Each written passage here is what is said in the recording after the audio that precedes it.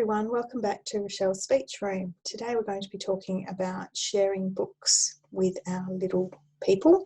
And I'll talk about sharing books rather than reading books with children, because it should be a shared experience in which both you and your child are having an interaction rather than us as adults simply just reading the book to the child. And by sharing books, we can capture a child's interest and attention much more. So when we're choosing books for our little ones, something we need to keep in mind is, first of all, what is it we're hoping to achieve? So for a child who doesn't have a lot of words, who's not saying an awful lot, it's best to choose books with pictures, photographs, rather than line drawings or just black and white pictures.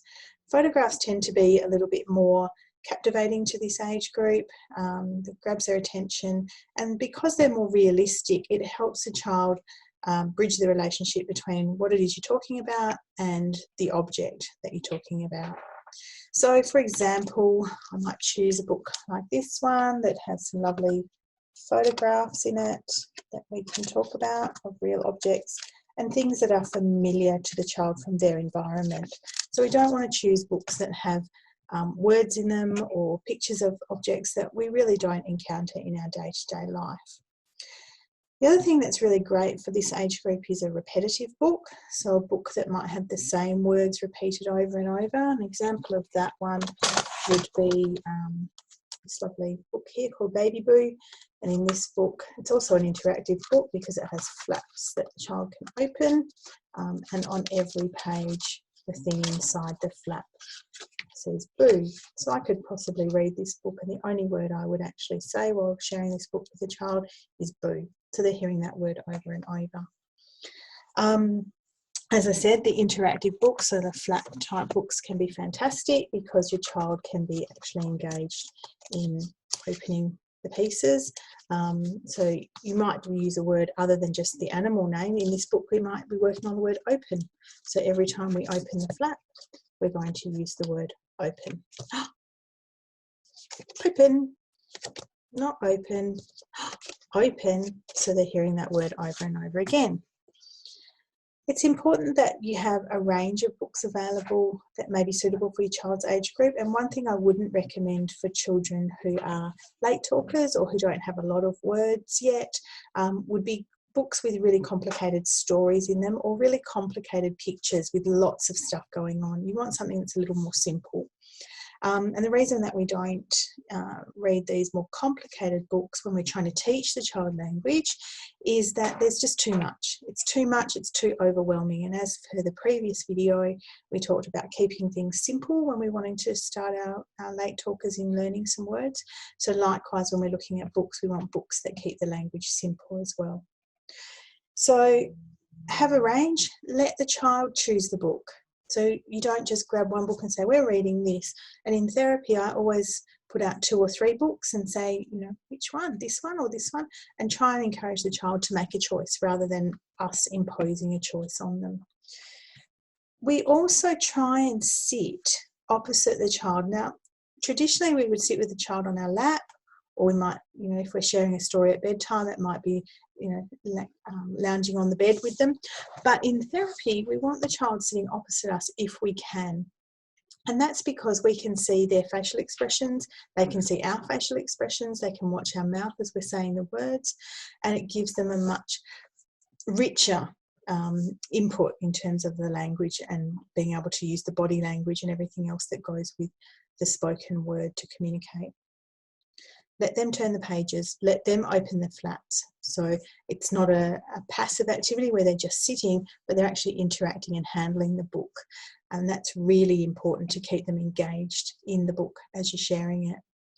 The other thing we want to do is also using lots of different types of words. And I haven't done a video yet on this, but I will probably expand on this shortly, in that we don't just talk in naming words or nouns as we know them. So it's not just book, car, duck, bus, whatever, but we have lots of different words. So we have words that describe the actions or what things look like or where they are.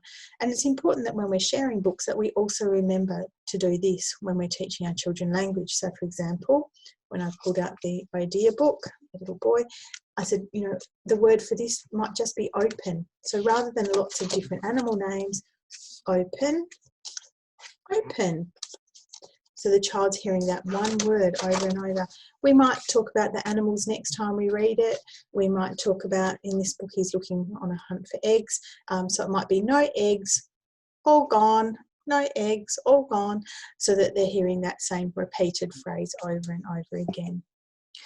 Lots of parents often say to me their children don't like books, particularly for children who don't have a lot of language or speech, that don't use a lot of words. And often this is because we've tried sitting and reading them the story. So if we just go back to Oh Dear again, the story in this first page, you can see there's quite a lot of text. Buster went to stay with Grandma on the farm. Grandma asked Buster to fetch the eggs. Now, if I had a child that was not using a lot of language, I want to keep my language as simple as possible. I'm not even going to read this text. And that's okay. We're allowed to do that. We're allowed to use books in a way other than just what's written on the pages. And in fact, it's really important that we do that with our late talkers so that they have a chance to interact with the book at a level that's appropriate to them. We also need to sometimes just stop and wait and let the child explore the page. They may actually spontaneously come out and point to something or label something. If they point and they don't say anything, we can do the labeling or the using the word that's appropriate. But they might actually start making a sound or copying us, and that's ultimately what we want to do. So sometimes we just need to stop and wait rather than constantly being the one that's talking. Come on, you say cow. Look, cow, you say cow. Just wait. You might say it once or twice. Oh, there's the cow. Moo, cow, and then wait and let your child have a chance to see if they can do it. If they can't, that's fine. They're still hearing the language and they're still learning from that. So reading books, it only has to be a couple of minutes, 2 or 3 times a day. Do it in short, sharp bursts. Don't expect a child to sit and listen to 5 stories at once, because that's certainly not appropriate, particularly for our little, our 18-month and 2-year-old children. We want them to enjoy the books, make it a positive experience, let them explore it, and let them hear the language. So I hope that helps with choosing books for our little ones. I haven't talked much about using the books for the older children. We'll do that another day. But for now, enjoy reading with your child, make it fun, and I'll see you soon. Bye.